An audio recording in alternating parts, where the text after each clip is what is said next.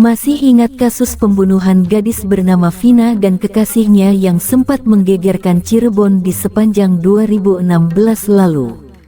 Sudah 8 tahun berlalu, kini The Company mengumumkan bahwa pihak mereka akan mengangkat kisah tersebut menjadi film yang berjudul Vina, sebelum 7 hari. Kala itu, kasus ini santer dibicarakan, karena kesadisan pembunuhan mereka dilakukan oleh sekelompok anggota geng motor. Tidak hanya dibunuh, namun gadis berusia 16 tahun tersebut bahkan sempat diperkosa oleh para pelaku. Berikut kronologi kejadian asli kasus pembunuhan Vina di Cirebon. Vina dan kekasihnya, Rizky, adalah korban pembunuhan berencana yang dilakukan secara brutal oleh sekelompok geng motor di Cirebon pada 2016 lalu. Awalnya, kematian mereka dengan kondisi tubuh yang telah hancur disebut sebagai kecelakaan lalu lintas. Namun saat melakukan pemeriksaan, pihak kepolisian menemukan banyak kejanggalan. Oleh karenanya, mereka memutuskan untuk melakukan penyelidikan lebih lanjut. Kasus ini mulai menemui titik terang setelah teman Vina melaporkan kejadian tersebut sebagai peristiwa pembunuhan. Setelah dilakukan pengembangan, polisi akhirnya berhasil menangkap dan mengamankan 8 orang pelaku pada Rabu tanggal 31 Agustus tahun 2016. Saat itu, 7 pelaku yang terdiri dari J23S 19S 23 HS 23 R 27S 20A 23 diduga melakukan pemukulan terhadap korban dan melakukan pemerkosaan, serta A15 melakukan pemukulan. Kapolresta Cirebon, Jawa Barat, AKBP Indra Jafar mengatakan, saat itu kedua korban dan beberapa rekannya sedang mengendarai sepeda motor yang melintas di depan SMP 11 Kali Tanjung. Namun tiba-tiba sekelompok orang melakukan pelemparan batu. Korban dan teman-temannya sempat melarikan diri.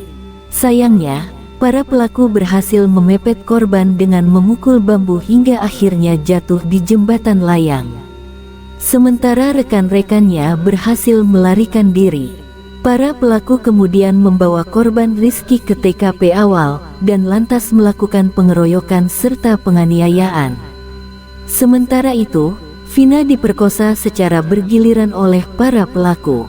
Setelah kedua korban meninggal dunia, para pelaku membuang korban ke jalan layang dengan dikondisikan seolah merupakan korban kecelakaan.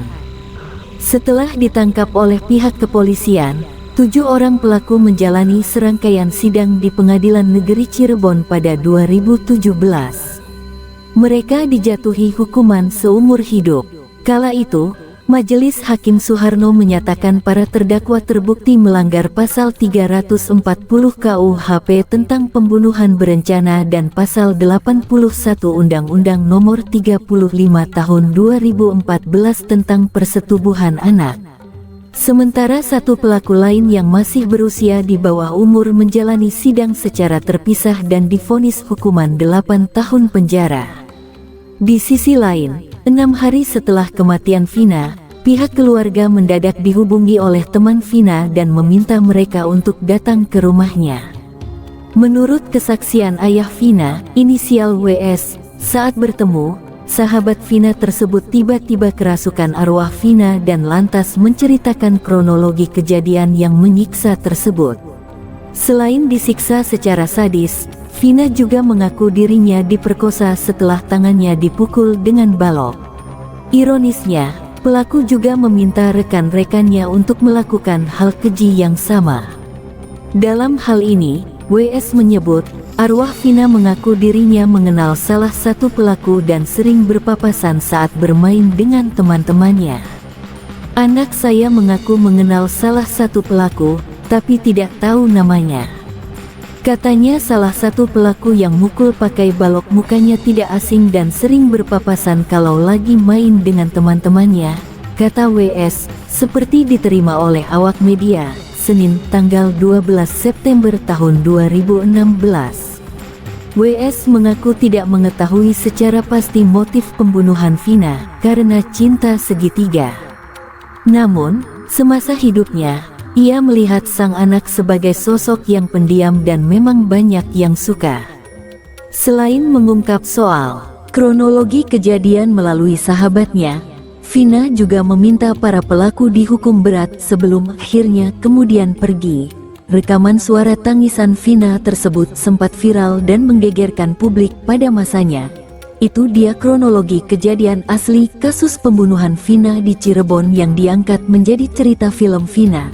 Sebelum 7 hari, film ini sendiri dirilis pada tanggal 8 Mei tahun 2024 di bioskop seluruh Indonesia. Yang penasaran filmnya, silahkan kunjungi bioskop terdekat sesuai daerah masing-masing. Dan jangan lupa bawa makanan, serta disertakan selalu berhati-hati.